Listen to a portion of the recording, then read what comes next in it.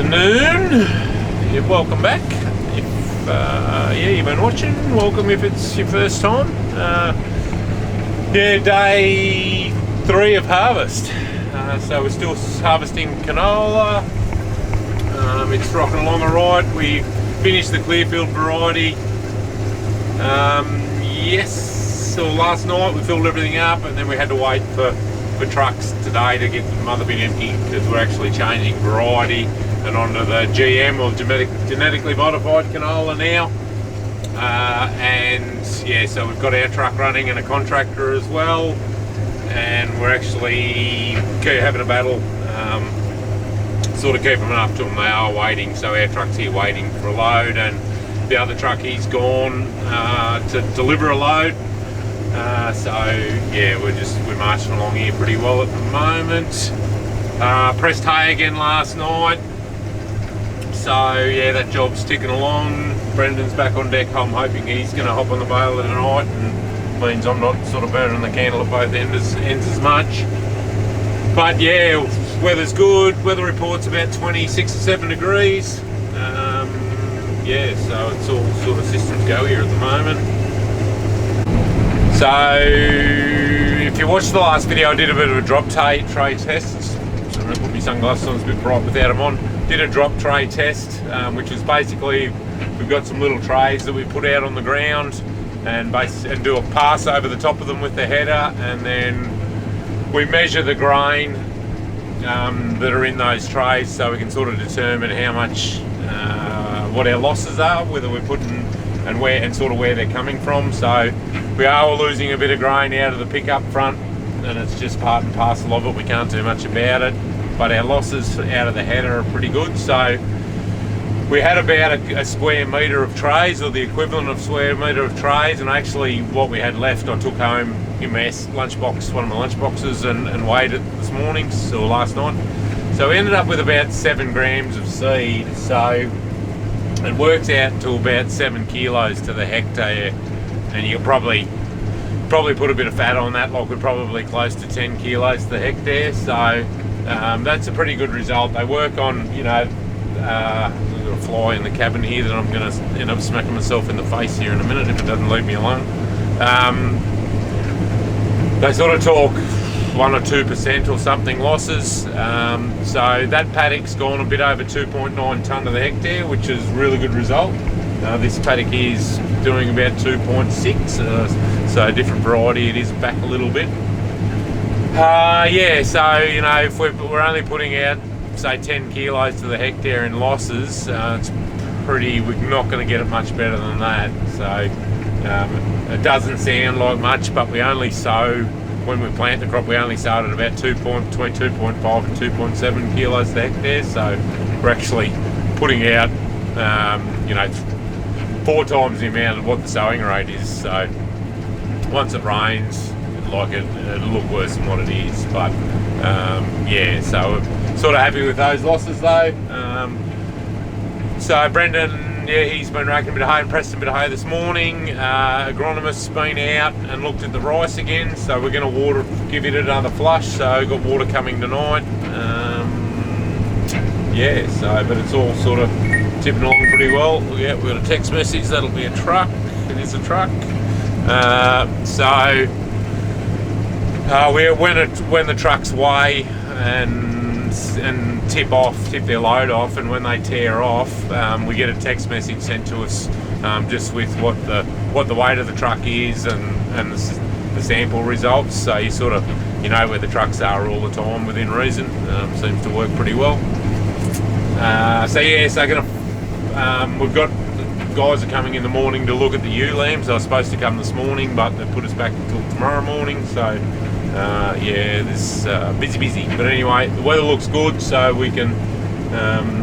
We're not trying to rush around beating rain or anything at the moment. So we'll just keep plodding along here, and hopefully we should get the canola finished if we get this blowfly. Get the canola finished tomorrow, and then we'll move over onto barley while we're going. We're just opening up the next paddock. Not a bad view from up here. So it's 40 hectares in here. It's the same variety as we've been doing. Too sure what's going on. The yield's dropped off a little bit.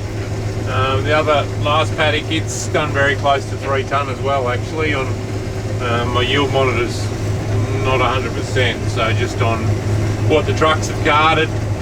Yeah, so anyway, barley's going to be pretty close too. And you can see the head's drooping there, so there doesn't appear to be too much greenery left there. So yeah, once we finish here, we'll bring the other front out and have a crack at it, and yeah, hopefully it's good to go and we can get it in the bin while we're at it. Milestone, the lights are on for the first time for harvest 2023. Yeah, day's about done. Last paddock's gone about, I haven't had the last truck weighed, but it's done about 3 tonne. So what's going on, and I hope it's the monitor, we're back a bit of yield in this next paddock. It's the same variety of GM canola, but it's quite, you know, the rows are still pretty big, but it's going to be back half a tonne. Now, I don't know whether the calibration's starting to go out on the monitor, because what we harvested in the last paddock and what the monitor tells me, there's a fair gap compared to the first paddock we did. So yeah, I'm not too sure. Just it has improved now that we've got this paddock opened up and got the headlands done, and it has sort of settled down a bit. It's up sort of around that 2.3, which in the last paddock, you know, it was 300 or 400 kilos out. So but yeah, anyway, see neighbour going down there in the distance, the lights. So it's, yeah, but again, it's cooled down tonight. Look, I've got the air conditioner off here in the machine in the cabin now, and probably get out and I'll put a jumper on. So we'll probably do another half an hour, and that'll probably do us for tonight. Brendan, just talking to Brendan on the phone, he's had a good run with the baler. Got all the veg done, which is really good, and there's a little bit of probably an hour and a half of ryegrass which he's going to go out and do tonight, and that'll just give me a bit of a reprieve, which will be good. And then yeah, we're just going to keep an eye on the weather, which there's about I don't know, there's probably close to 100 hectares of wheat and hay on the ground we've got down there, so we're just trying to see what the weather does. There's a bit conflicting weather forecast at the moment, and yeah, it's we're just gonna so we don't want to rake it up and then get a heap of rain on it. So I don't know whether you guys can know, the sky doesn't actually look that blue through this with the naked eye, but with the camera, just the bit of extra exposure, it just adds the blue to it. So very pretty if you're that way inclined. So anyway, we'll do a bit more here, a little bit more here, and then that will nearly do, I think. Morning. Just come down to have a look at the rice. We're just doing the third flush on it. We've got my little waterman here. The water started last night about 8:45, so I thought it might actually have been a bit more advanced than where it is, the water, but anyway, that's all right. The channels, everything was sort of empty. We'd drained everything into the pivot dam, and when we what did we do? Oh, that's right, we watered the lucerne, so the system was the dam was reasonably empty when we watered the lucerne, so it all drained. Basically, it all got pumped out on the lucerne, and all the channels were drained, so everything was pretty well empty, all the channels. So that's all right though. So we'll set this up here somewhere. We've got Brendan's floating around today, so he might be able to keep an eye on it for us while we're on the header. Yeah, it's I've got a jumper on. It's not really harvest weather as such. I don't reckon it's going to rain. I haven't. They've sort of gone off it a bit. Looks like there's a bit of a band around to the south of us. But yeah, fingers crossed. Fingers crossed we don't get anything. We sort of don't really want anything now that harvests among us. I'll just turn this little gizmo on. It just runs through its checks.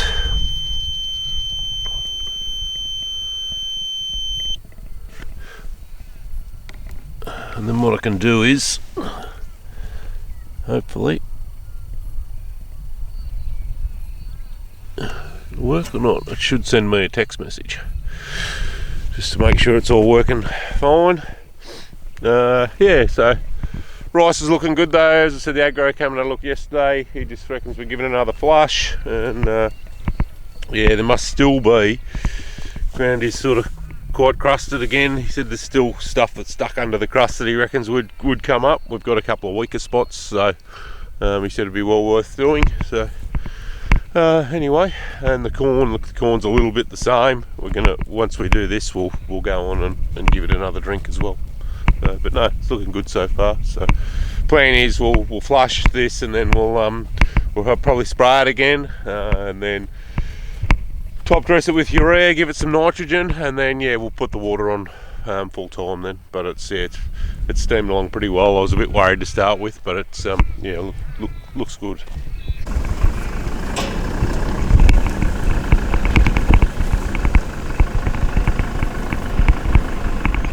Come here, come here.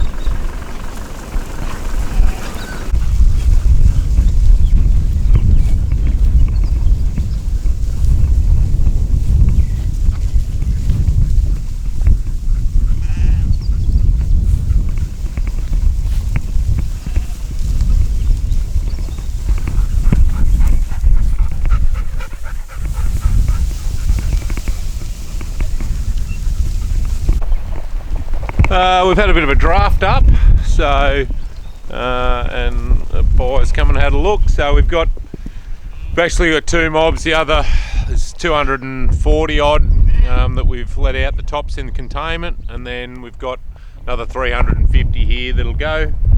Cheeky bloody rabbit. Bloody. It's a rock show.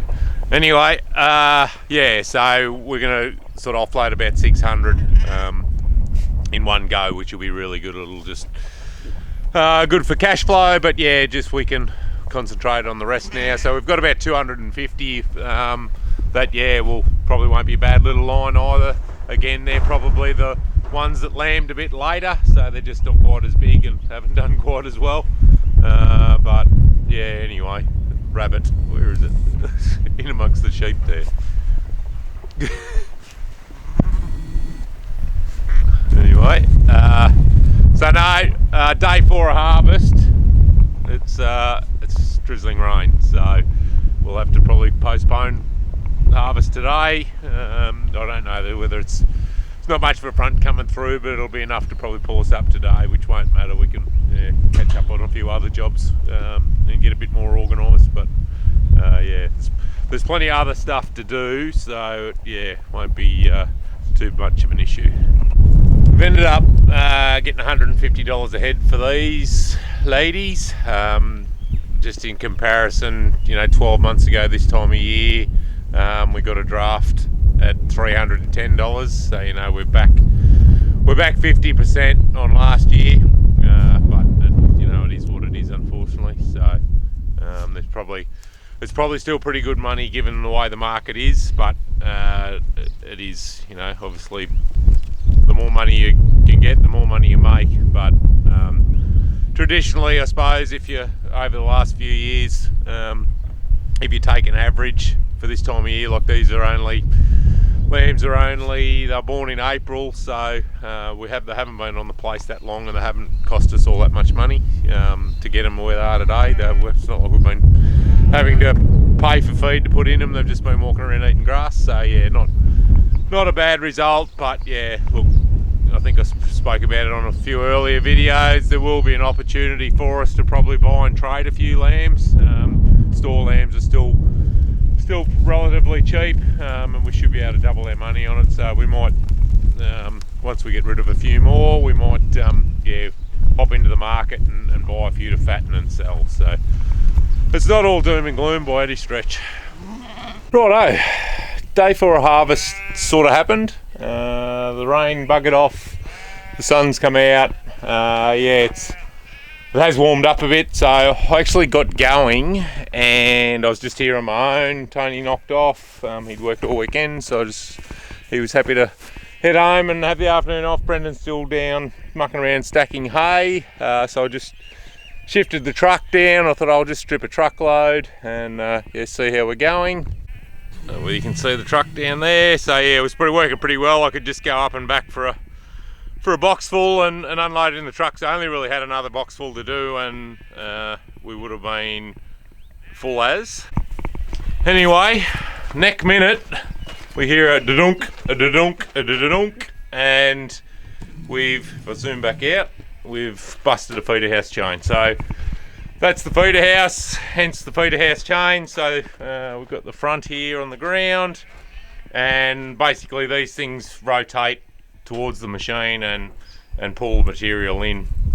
Now, those of you that have been watching on since sort of the get-go or last harvest, we actually we had this PDO shaft here, not this one, because the one that came off last year, it actually came off this off this end, and it because the machine was rotating, it threw it up and into the pickup front and up the front, and it looks like, I'll put a couple of pictures here of what it looked like.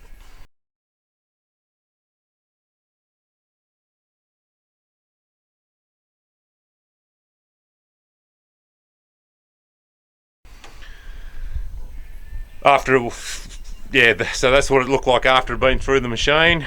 So anyway, these chains were new last year, so something's happened. Well, it did a fair bit of damage, that PDO shaft, as it went through the machine, as you can imagine.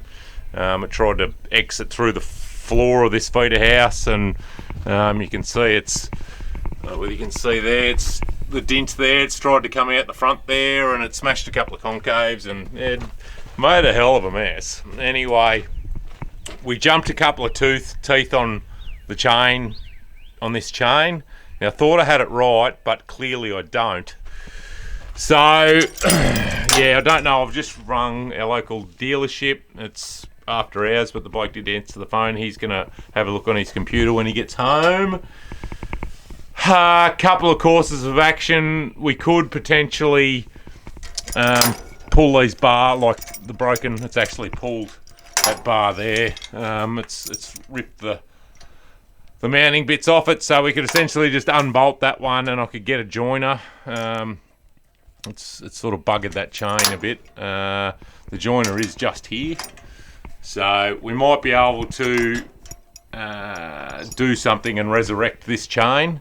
We're about I think last year they were about $4,000 for a new set of feeder house chains, and I couldn't imagine they've got any cheaper, the way the jobs are. So I'll just wait till I hear back from him, but I do have the old chains at home, so we might be able to just resurrect these ones, hopefully. But you can sort of see how they're not, they should be straight parallel, and they're not, and I'm not too sure whether I've obviously got haven't got the teeth right at the top, whatever's going on. So they're driven from the top end. There's a sprocket, similar sort of pipe to this, not quite as big, and it's got 4 sprockets on it, and it's driven from the top end. Anyway, I mightn't get too carried away here. I sort of thought the quickest solution is to just put a new set of feeder house chains in it, but it may not be. We might be able to just patch these ones up and keep the job going. So early knock-off again. Anyway, I've got the lambs here.